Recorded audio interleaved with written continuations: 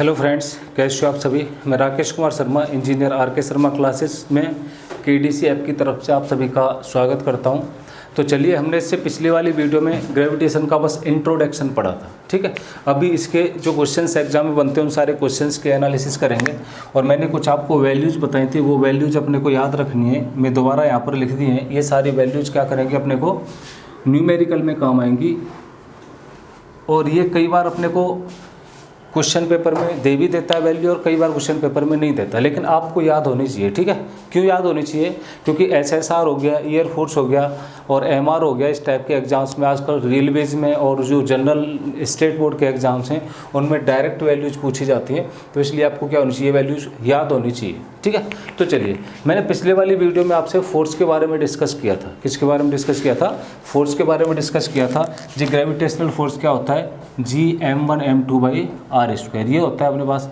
अब gravitational force की कुछ यहाँ पर थ्योरेटिकल जो क्वेश्चन बनते हैं, मैंने कुछ प्रॉपर्टीज लिखी हैं। प्रॉपर्टीज आपको याद रखनी पड़ेंगी। क्यों? क्योंकि जब थ्योरेटिकल क्वेश्चन बनता है ग्रेविटेशन का, थ्योरेटिकल क्वेश्चन में अपने को ये चीज़ें काफ़ी काम आएंगी। और डायरेक्ट ट्रू फॉल्स वाले स्टेटमेंट में अपने को काम आती हैं। पहले तो ट्रू फॉल्स वाले स्टेटमेंट एयरफोर्स वगैरह में आते नहीं थे, लेकिन अभी नेवी में हो गया, एमआर में भी देख रहा हूँ, जैसे रेलवेज के एग्जाम हो गए और भी एसएससी के एग्जाम हो गए, इसके अंदर ट्रू फॉल्स वाले क्वेश्चन पूछे जा रहे हैं। तो देखिए, फोर्स की कुछ प्रॉपर्टीज़ के बारे में बताऊंगा। सबसे पहले फोर्स की प्रॉपर्टी होती है अट्रैक्टिव इन नेचर होता है। अगर मैं ग्रेविटेशनल फोर्स की बात करता हूँ तो क्या होता है? ये अट्रैक्टिव इन नेचर होता है। अट्रैक्टिव इन नेचर का मतलब क्या हो गया? हमेशा पॉजिटिव इन नेचर रहेगा, कभी भी नेगेटिव नहीं होगा। अट्रैक्टिव की बात करेंगे तो हमेशा कैसा रहेगा? पॉजिटिव रहेगा नेचर में, नेगेटिव नहीं रहेगा, ठीक है। इंडिपेंडेंट ऑन द मीडियम, ये मीडियम के ऊपर क्या रहता है? इंडिपेंडेंट होता है। अगर दो ऑब्जेक्ट कहीं भी रखे हुए और दोनों ऑब्जेक्ट के बीच में मीडियम कुछ भी हो, मीडियम के ऊपर कभी भी डिपेंड नहीं करता है। इलेक्ट्रोस्टैटिक फोर्स डिपेंड करता है, अदर फोर्सेस डिपेंड करते हैं, लेकिन gravitational force is independent on the medium. Hold good for the large distance. हम इलेक्ट्रोस्टैटिक फोर्स की बात करते थे, जैसे दो चार्ज के बीच में सेपरेशन बढ़ता जाता था, फोर्स क्या होता जाता, कम होता जाता था। लेकिन बहुत सारे डिस्टेंस बढ़ाने पर क्या होता था? फोर्स नेग्लिजिबल हो जाता था। लेकिन जब ग्रेविटेशनल फोर्स की बात करते हैं तो ग्रेविटेशनल फोर्स क्या होता है? बहुत बड़ी डिस्टेंस के लिए भी अच्छी तरीके से एप्लीकेबल होता है। होल्ड गुड, यहाँ पर क्या लिखा हुआ है? Hold good for the large distance. जैसे हम सन और पृथ्वी की बात करते हैं, मून और पृथ्वी की बात करते हैं, डिस्टेंस काफ़ी ज़्यादा है, फिर भी क्या आता है? ये अच्छे से एप्लीकेबल होता है। Weakest force in the nature, nature में बात करें तो सबसे कमज़ोर फोर्स ये। कमज़ोर फोर्स कैसे? अगर हम दो इलेक्ट्रॉन की बात करते हैं, दो इलेक्ट्रॉन के बीच के ग्रेविटेशनल फोर्स की बात करूँगा और दो इलेक्ट्रॉन के बीच के इलेक्ट्रोस्टैटिक फोर्स की बात करूँ, तो इन दोनों के रेशियो 10⁻43 आता है, -43 कितना आता है? 10⁻⁻40। अगर मैं न्यूक्लियर फोर्स की बात करता तो कितना आता? 52 आ जाता माइनस का। तो देखिए कितना वीक होता है ग्रेविटेशनल फोर्स। अगर दो इलेक्ट्रॉन के बीच की, मान लेता हूँ मैं, एक इलेक्ट्रॉन यहाँ पर और एक इलेक्ट्रॉन यहाँ पर, इन दोनों के बीच की डिस्टेंस R रही होगी, तो इन दोनों के बीच की अगर मैं इलेक्ट्रोस्टैटिक फोर्स की बात करूँ और ग्रेविटेशनल फोर्स की बात करूँ, तो ग्रेविटेशनल फोर्स इलेक्ट्रिक फोर्स से 10⁻⁻43 गुना छोटा होता है। इतना वीकेस्ट फोर्स होता है नेचर के अंदर।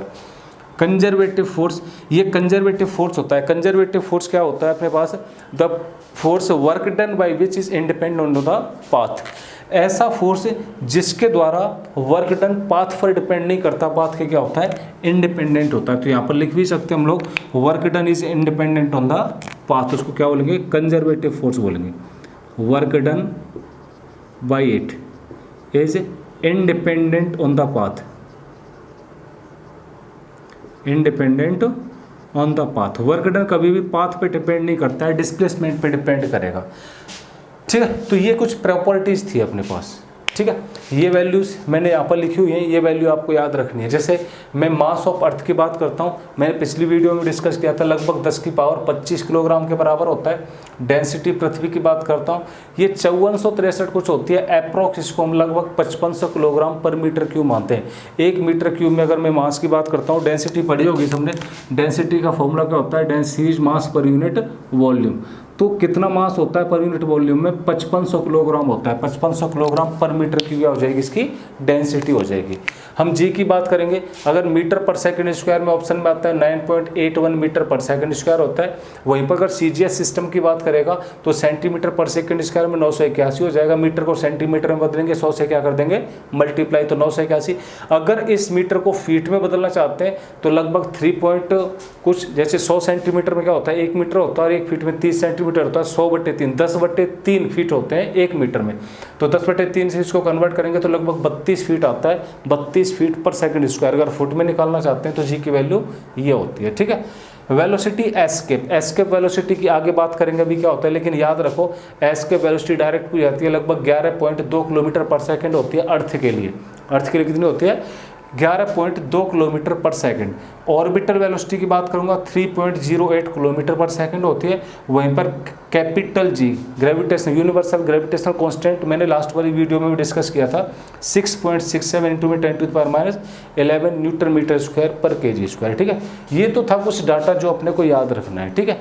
अब अपने प्रोसेस के ऊपर चलते हैं, ठीक है। एप्लीकेशन क्या होता है और एग्जाम में इनके क्वेश्चंस कैसे बनते हैं इसकी ओर बढ़ते हैं। चलिए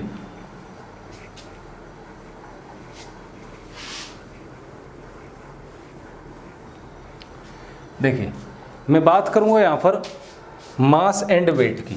किसकी बात करूंगा? मास एंड वेट की बात करूंगा। मास क्या होता है, वेट क्या होता है। काफ़ी बच्चों को तो दोनों के अंदर डिफरेंस ही नहीं पता होता जी, डिफरेंस क्या होता है मास और वेट के अंदर। सबसे पहले तो इसकी यूनिट की बात कर लेते हैं। इसको तो हम लोग किलोग्राम में नापते हैं, इसको किस में नापते हैं? न्यूटन में नापते हैं।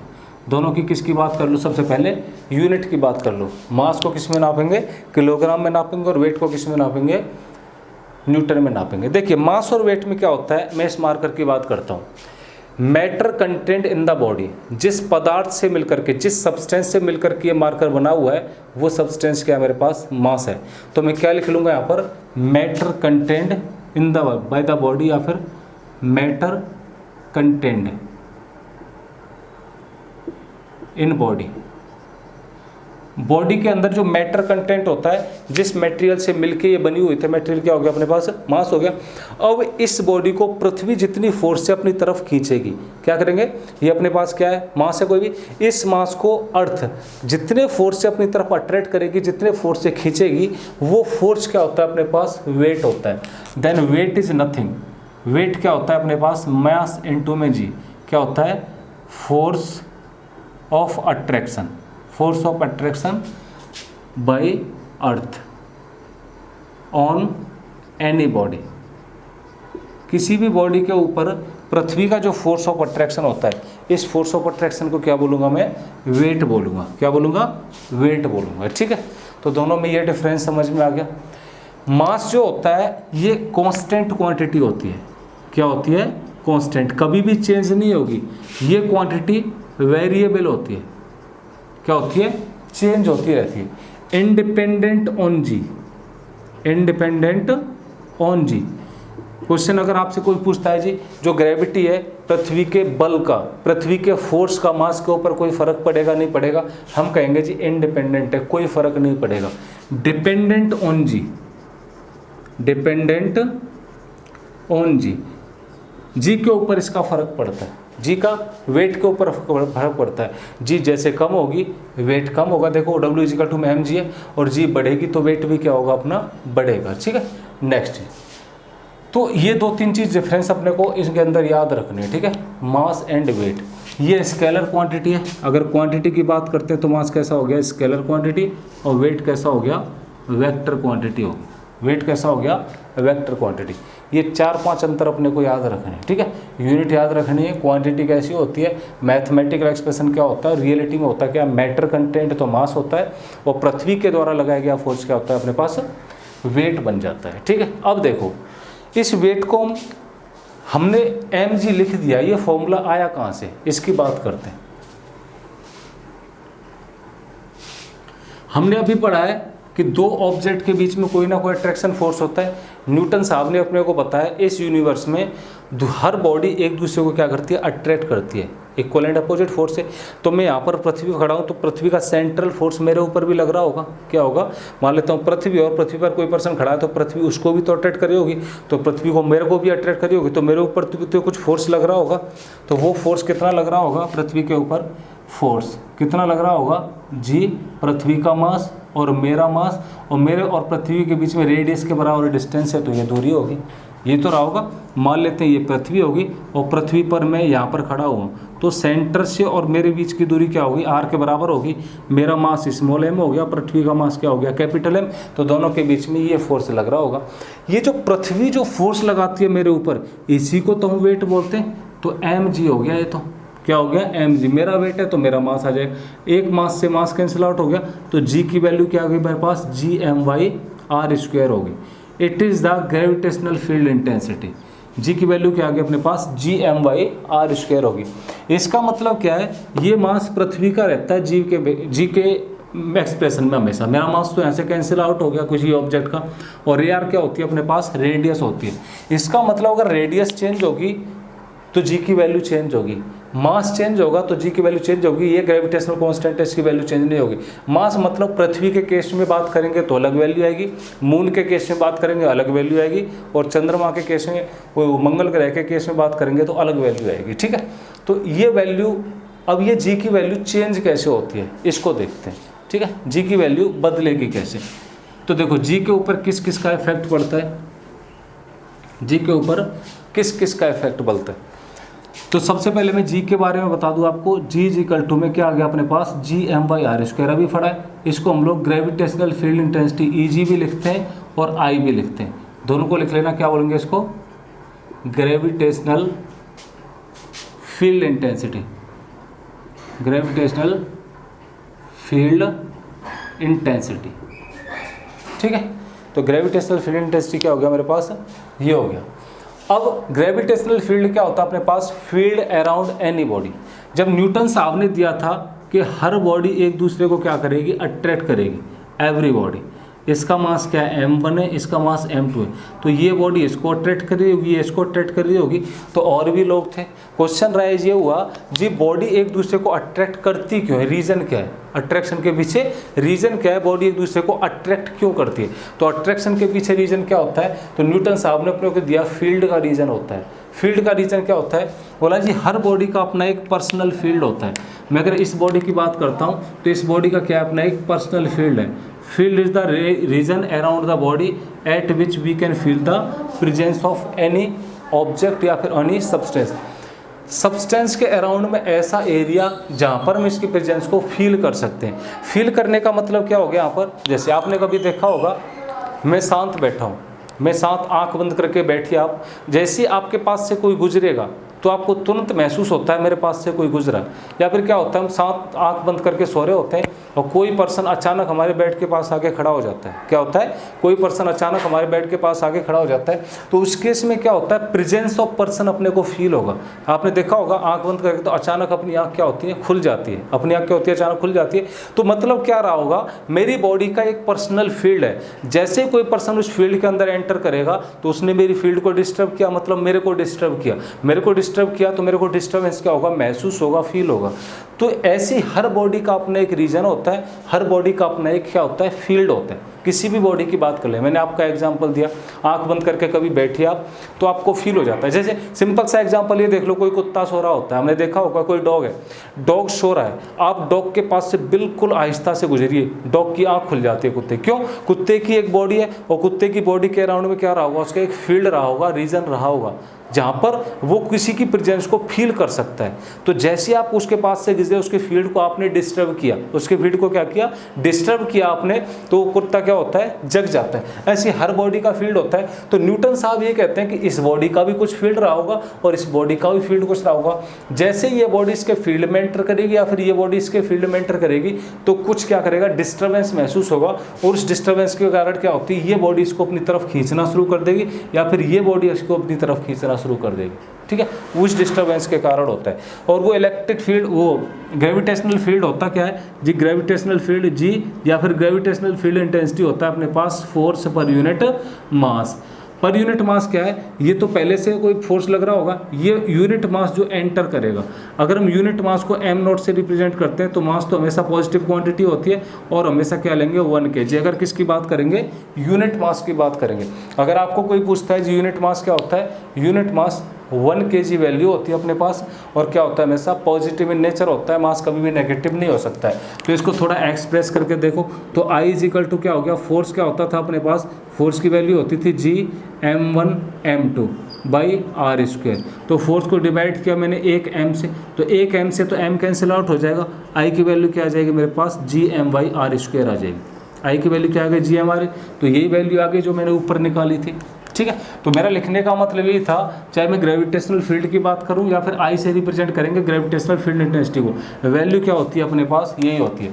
अब ये वैल्यू चेंज कैसे होती है, ये वैल्यू बदल भी सकती है या फिर कुछ फैक्टर ऐसे होते हैं जिनके कारण ये वैल्यू चेंज होगी, उन फैक्टर्स की बात करेंगे। ठीक है, ऐसे कौन कौन से फैक्टर हैं जो जी की वैल्यू के अंदर चेंज प्रोड्यूस करेंगे, जी की वैल्यू को बदलेंगे। ठीक है, वो सारे फैक्टर्स देखेंगे हम लोग। तो देखिए कौन कौन से फैक्टर हैं जो जी की वैल्यू को बदल सकते हैं। तो देखो जी की वैल्यू को बदलने वाले फैक्टर क्या क्या है, मैंने यहां पर लिखे हुए हैं वैल्यू ऑफ जी, यहां पर लिख लो, मैं एक्सप्लेन करूंगा। जी की वैल्यू को बदलने वाले फैक्टर ये है अपने पास, हाइट बदल सकती है पृथ्वी से हाइट बदल सकती है। मतलब क्या होगा, मान लेते हैं ये मेरे पास पृथ्वी है, क्या है, पृथ्वी है, दिखाई दे रहा है सभी को। ये क्या रहा होगा, पृथ्वी का पोल रहा होगा, और ये पृथ्वी का क्या रहा होगा, इक्वेटर रहा होगा। ये क्या है, पृथ्वी का पोल है, और ये पृथ्वी का क्या है, इक्वेटर है। ये पृथ्वी का क्या है, सेंटर। ठीक है, मैं अगर पृथ्वी से, अभी तो मैं यहाँ पर खड़ा हुआ हूँ, अभी कहाँ, यहाँ पर खड़ा हुआ हूँ। ठीक है, यहाँ पर मेरा वेट कुछ रहा होगा W=mg, यहाँ पर वेट क्या रहा होगा मेरा, W=mg रहेगा। लेकिन अगर मैं यहाँ से कुछ हाइट पर ऊपर और चला जाता हूँ, मैं यहाँ पर आ जाता हूँ, क्या है, ये h हाइट पर ऊपर आ गया, मैं दिखाई दे रहा है सभी को, अगर दिखाई नहीं दे तो आप कमेंट करके बता देंगे मेरे को। ये h हाइट पर ऊपर आ गया मैं, तो जी की वैल्यू चेंज होगी, बिल्कुल होगी। कैसे चेंज होगी अभी बताऊंगा मैं आपको। या फिर मैं क्या करूं, मैंने पृथ्वी के अंदर थोड़ा होल किया, एक छेद किया, और मैं यहाँ पर आ गया, तो ये डेप्थ में आ गया, मैं डी डेप्थ में नीचे, कहाँ पर आ गया, डी डेप्थ में नीचे आ गया मेरे पास। ठीक है, ये मैंने डी डेप्थ, यहाँ से गहराई में गड्ढा खोदा होगा और मैं यहाँ पर नीचे आ गया। कोई डाउट किसी को, कोई डाउट नहीं भाई। या फिर मैं ऐसे करके मूव करता हूँ, इसको क्या बोलते हैं, इक्वेटर, और इसको क्या बोलते हैं, पोल। इसको ध्रुव बोलेंगे, इसको अक्षांश बोलेंगे। ये क्या हो गया मेरे पास, इक्वेटर हो गया, और ये क्या हो गया, पोल हो गया। मैं पोल टू इक्वेटर मूव करूं या फिर इक्वेटर टू पोल मूव करूं, तो मान लेता हूं मैं यहां पर आ गया एक बार।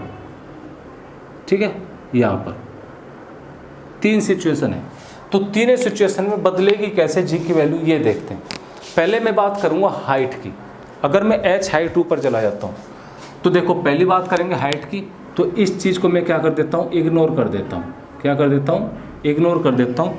तो यहाँ से यहाँ तक की जो डिस्टेंस है, यहाँ से यहाँ तक की डिस्टेंस क्या मेरे पास, r है, रेडियस ऑफ अर्थ, क्या है, r है, रेडियस ऑफ अर्थ, और h हाइट ये हो गया।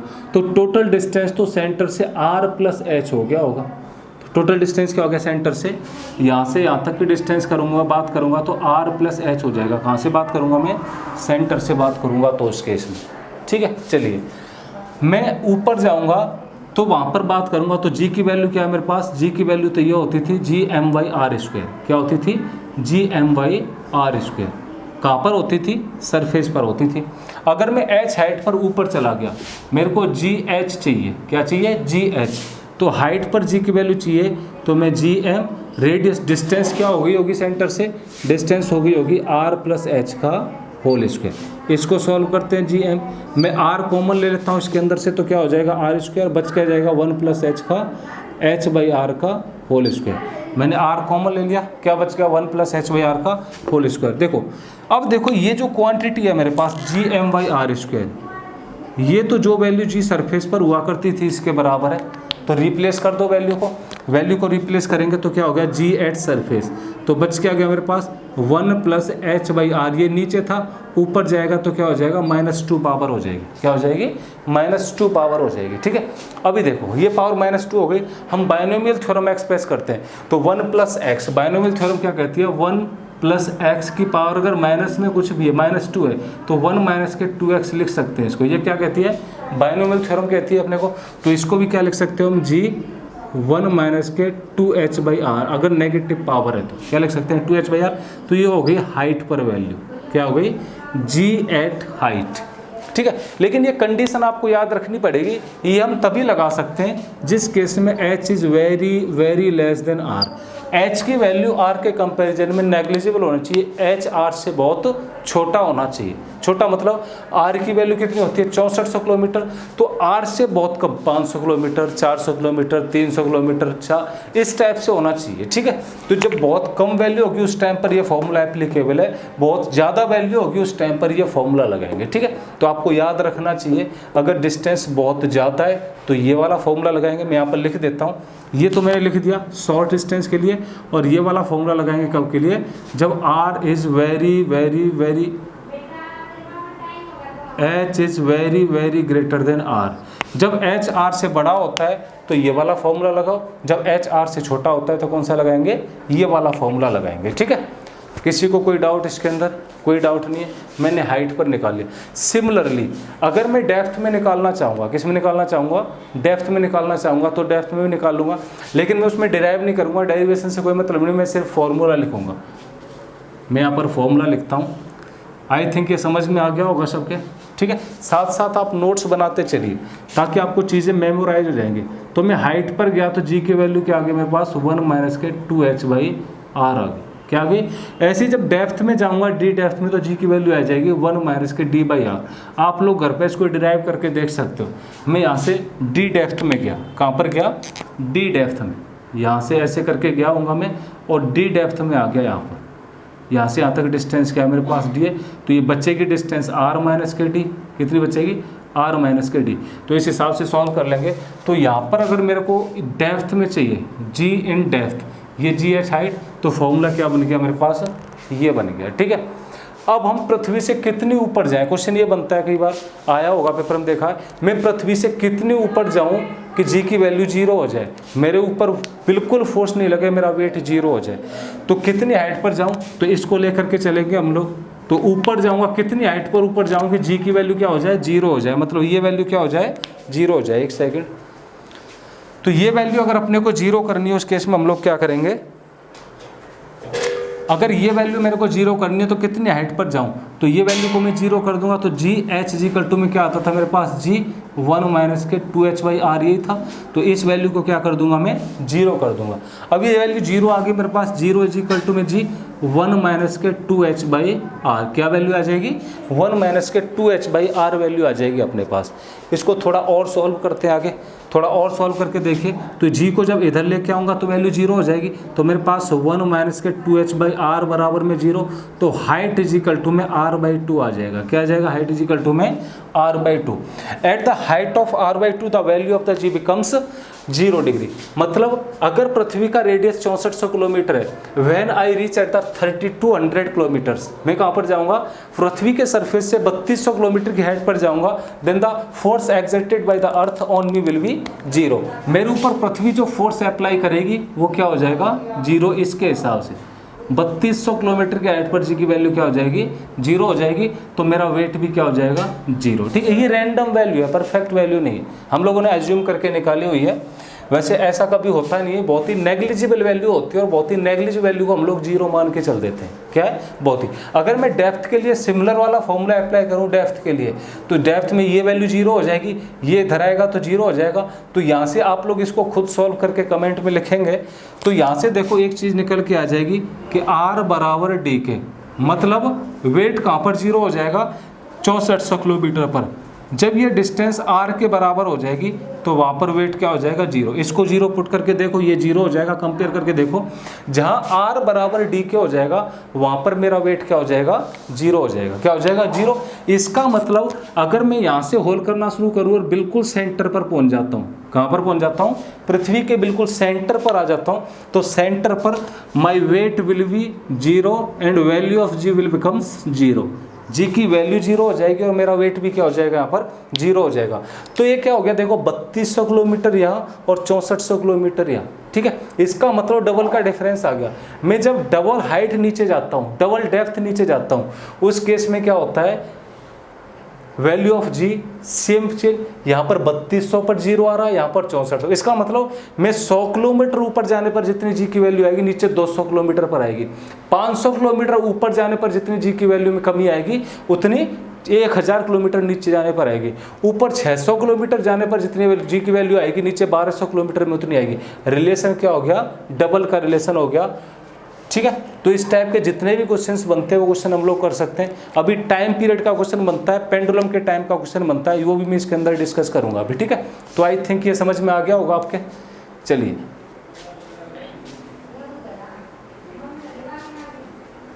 इसमें कोई डाउट होता है तो आप बताएंगे मेरे को, कोई डाउट नहीं होना चाहिए। तो मेरा कहने का मतलब क्या था, अगर आपको क्वेश्चन पूछता है तो क्वेश्चन क्या बनेगा, क्वेश्चन ये बनेगा, अगर मैं, ये पृथ्वी का क्या है, सेंटर है, पृथ्वी के सेंटर से अगर मैं 100 किलोमीटर ऊपर जाता हूँ तो जो जी की वैल्यू में कमी आएगी वो पृथ्वी से 200 किलोमीटर नीचे जाने पर कमी आएगी। The value of height and value of G will be same. तो डबल का डिफरेंस यहाँ पर आता है। ठीक है, अब बात करता हूँ मैं परसेंटेज चेंज की। जी की वैल्यू में अगर परसेंटेज चेंज की बात की जाए तो मैंने हाइट पर बात की है, G H height equal to में क्या हो गया, जी 1 माइनस के 2h/r। ठीक है, मैं इधर लेके आऊँगा, जी को खोलता हूँ, जी माइनस के जी इजिकल टू में क्या हो गया, 2h/r माइनस का। ठीक है, मल्टीप्लाई कर दूंगा और जी यहाँ पर आ जाएगा, जी को डिवाइड में करूँगा तो delta G by G equal to में क्या आ जाएगा, 2h/r। अगर यहाँ पर मैं इनको बदल दूंगा, जी में से जी एच को घटा दूंगा और यहाँ पर घटा दूंगा। ठीक है, तो नेगेटिव नेगेटिव साइन, अगर मैं 100 से इधर मल्टीप्लाई कर देता हूँ, 100 से इधर multiply, it will be the percentage change in the value of G. अगर मेरे को हाइट पर जी की वैल्यू में परसेंटेज चेंज की वैल्यू कैलकुलेट करनी है, देन 2h/r में 100 से क्या कर देंगे, मल्टीप्लाई करेंगे। किस केस में, हाइट के केस में। किस केस में, हाइट के केस में। अगर मैं सेम चीज़ डेप्थ की बात करता हूँ, किसकी बात करता हूँ, डेप्थ की बात करता हूँ, तो delta G by G into में 100, तो यहाँ पर क्या आ जाएगा, डी आ जाएगा, d/r इंटू में 100। अगर परसेंटेज चेंज की बात करनी है, अगर आपको क्वेश्चन ये पूछता है एग्जाम में, what will be the percentage change the value of G at the depth of the 25 kilometre, 20 kilometre, 26 kilometre या फिर 500 किलोमीटर, 600 किलोमीटर, कौन सा फॉर्मूला यूज करेंगे, ये वाला फॉर्मूला यूज करेंगे।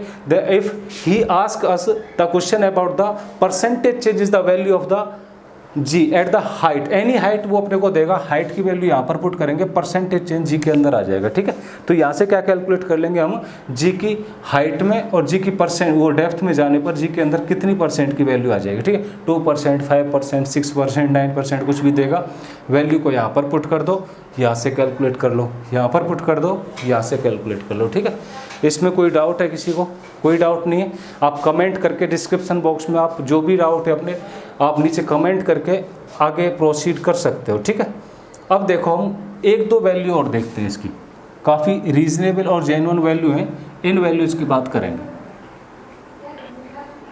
ये तो मैंने जी की वैल्यू कैसे चेंज होगी। अब मैं इफेक्ट ऑफ रोटेशन की बात करूँगा कि रोटेशन का इफेक्ट जी के ऊपर कैसे पड़ता है। ठीक है, तो रोटेशन की बात करते हैं। यहाँ पर शेप की बात करूँगा पहले। देखिए, अर्थ जो होती है, अर्थ का शेप कैसा होता है, एलिप्टिकल। कैसा होता है, elliptical. The shape of the earth is elliptical. Elliptical मतलब क्या होता है, एलिप्स पढ़ा होगा सबने मैथमेटिक्स में, और एलिप्स के अंदर क्या होता है, one is the minor axis and other is the major axis.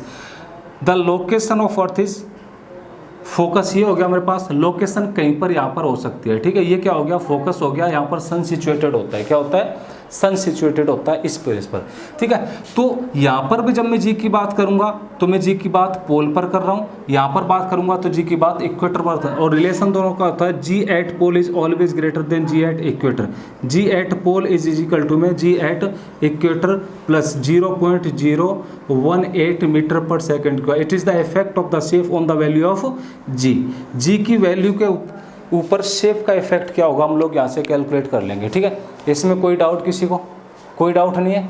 चलिए, अगर हम शेप की बात करते हैं, हमने हाइट का इफेक्ट देख लिया, डेप्थ का इफेक्ट देख लिया, शेप का इफेक्ट देख लिया, तो इक्वेटर पर जी की वैल्यू हमेशा ज़्यादा होगी और वो पोल पर ज़्यादा होगी, इक्वेटर पर क्या होगी, लेस। क्यों, क्योंकि पोल पर आर कम होता है, पोल पर क्या होता है, आर कम होता है। और हमने जी पढ़ा है, G M by R square, तो आर के क्या हो गया, inverse relation, G is inversely proportional to में आर स्क्वायर। आर स्क्वायर के इनवर्स रिलेशन है, तो आर बढ़ेगा तो जी की वैल्यू कम होगी और आर घटेगी तो जी की वैल्यू क्या होगी, ज़्यादा होगी। तो ये